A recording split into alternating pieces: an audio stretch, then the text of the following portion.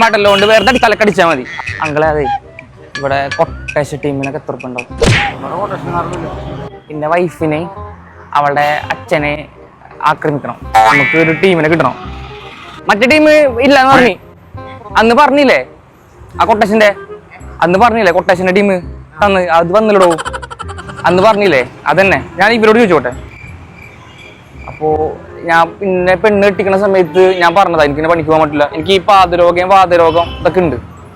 അപ്പൊ പെണ്ണ് പണിക്ക് പോകുന്നുണ്ട്, അവള് ഓൾറെഡി ഇതാണ് ടീച്ചറാ. അപ്പൊ അവൾക്ക് മാസം ഒരു 25,000 രൂപ ശമ്പളം ഉണ്ട്. അന്ന് പറഞ്ഞേ മറന്നളിയാ.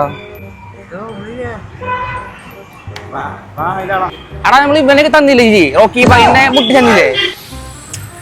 പറയാ നീ അന്ന് എനിക്ക് റോക്കി പയ്യനെ മുട്ടിച്ചു തന്നിട്ടുണ്ടായിരുന്ന?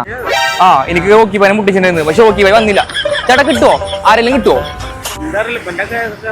നിങ്ങൾ ഏറ്റെടുത്ത് കഴിഞ്ഞാൽ ഇതിന് ഒരു 5 ലക്ഷം ഞാൻ നിങ്ങൾക്ക് തരാം. ഒന്നുമില്ല, അവളെ അച്ഛൻ പോകുമ്പോ ഒരു മടല് കൊണ്ട് വെറുതെ തലക്കടിച്ചാൽ മതി, അത് ചെയ്ത് കഴിഞ്ഞാൽ 5 ലക്ഷം തരാം.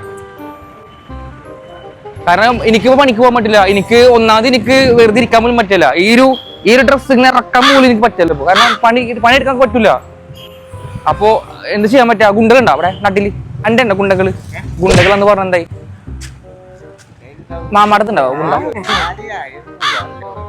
തോക്ക് ഉണ്ട്, തോക്ക് വേണം, തോക്ക് കത്തിയൊക്കെ ഉണ്ട്.